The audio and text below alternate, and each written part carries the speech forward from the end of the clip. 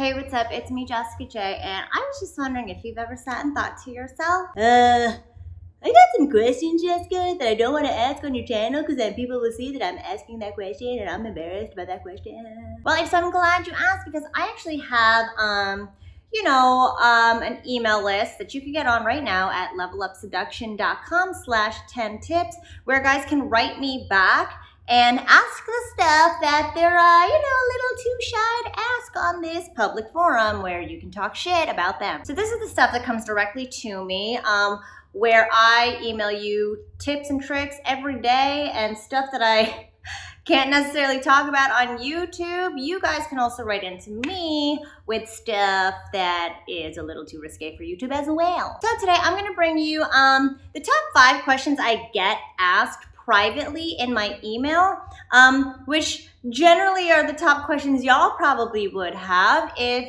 there weren't other men watching you ask it to me. And to make sure you never miss out on another little disclosure sesh with me in one of these videos or another one of my videos, don't forget to hit that subscribe button with that notification bell. Okay, so there's about 5 questions. I just want to let you guys know that I am only one female opinion. As much as I do try to keep all my knowledge and expertise pertinent to what I've learned as a therapy, what I've learned in my experience in dating, I am still just one chick, and there will be caveats and there will be differences.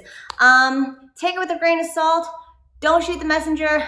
I'm gonna try to be as honest as I can be without thinking about whether or not I will lose viewers with the answers, and let's get right to it. So the first question I always get is money the only thing that matters to women? And I'm going to be extremely honest with you. In my 20s, my girlfriends and I never discussed how much money a guy made. Almost never, unless it was like extremely out of character. We're like, oh my God, like this guy has a yacht and he's 22, what? But back in our 20s, we just didn't care. It wasn't something that made y'all stood out. Also, in your 20s, it's very much a free-spirited, learning who you are, planting your seeds, planting your roots stage, even just a growing stage. So we women are much more forgiving in our 20s when it comes to how much money you make. I will say right now that I'm in my 30s and all my girlfriends, with the exception of some who are in their late 20s, all my girlfriends right now are in their 30s and 40s, and the single ones or the ones who might be newly single soon, money is a big fucking deal. And I'll tell you why. Because the men we're dating are generally in their 30s, 40s, 50s. If a man isn't making much dough in his 30s, 40s, and 50s, or making enough to sustain a life on his own, where maybe he's still living with his mom, or maybe he's still not settled and doesn't have a savings, that's when we get really concerned. It's not necessarily like, woo, we love money, he has money, we love money. It's more so, how capable is this man of handling his own fucking life? And how's it gonna look like bringing me into the picture? How are we gonna have kids together? How's he gonna help take care of my kids? How's he gonna help create a life that the both of us can be comfortable in enjoying? So no, money isn't the only thing that matters, but money says a lot about who you are as a man at the end of the day. I'll tell you right now, you could sit here and be like, oh, women only like money. Look at how they treat guys with money. But look at how you guys treat guys with money. I'll tell you right now, I know for a fact, for all you guys watching this, anytime you see a guy who makes probably like 10 times as much money as you, you're like, whoa, hey guy, huh, whoa, huh. It's just the culture that we live in. It's not just what women chase after. It is just the culture. More money says you are more stable, you're more responsible, and you're more capable of being more selective. We women, we want a selective man. The second question is, how much do you really tell your girlfriends? I'm gonna tell you right now, I feel really bad in saying this, because I have a lot of girlfriends, boyfriends, and a lot of girlfriends' husbands who watch my channel. And we tell each other fucking everything. I know what your dick looks like. I know how you fuck. I know that weird thing you like to do involving your asshole. We tell each other everything. We women, communicating is our modus operandi. Again, I've said this so many times. We women, when it comes to decreasing our stress levels, we do so by increasing our oxytocin. Oxytocin is the bonding hormone, the thing that makes us feel comforted, the thing that is secreted when we communicate with one another. And with women, our relationships, I don't know if it's more so a social thing or a biological thing. It's hard to say, but we women, we take our relationships into account so much more than y'all men. Y'all men are, prized for being go-getters, go after what you want, fuck everybody else, you can do it. Women are very much like, don't forget about your brother and your sister, make sure they're okay, make sure, be kind to others. So yeah, we women, we prize our relationships so much more than y'all men, and our relationships are so much more a part of our identities than they are y'all's. So it's just what we do, okay? I fucking know, we know everything about you. So you should be embarrassed, and you should watch how you treat her. And you should, if you do want extra brownie points with the friends, treat her a little better. Fuck it. The next one I actually get a lot, which I was a little surprised about when I did start doing this job, this profession, so to speak. But at the same time, I'm not. How can shorter or uglier or disabled guys get more girls? And the short of it is, you like that? The short of it is you gotta have a big enough personality to outshine whatever it is we women see right here. I always say it's easier for an uglier guy to get super hot girls than it is for an ugly girl to get super hot guys. Because we women go almost solely off of our feelings. I can't tell you how many girlfriends of mine, like, oh my God, he's like so cute. Like, he's the sweetest to me. Like, I've never met anybody like him. Here's a picture. And all of us girls are like, ugh. But why? It's because of how that guy makes her feel. If you make her feel fucking amazing in your presence, if you make her feel connected and understood and excited and intrigued by who you are, it doesn't matter what we see. Love truly is blind.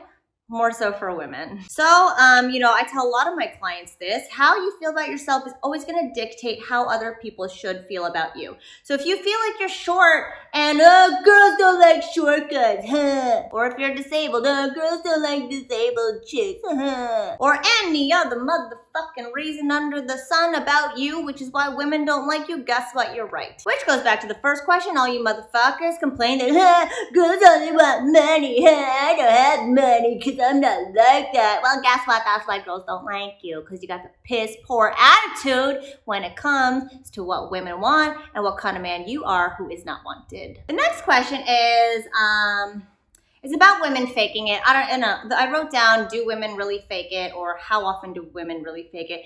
And the truth of the matter is, out of every woman I've ever met, has never faked it. I have a girlfriend who has never had a fucking orgasm, and she's in her 40s. But have the men ever known that she's never had an orgasm? No, because she has Meryl Streep in that bed. So I always talk about getting women to reach our peak orgasmic potential to ensure that we do have an orgasm.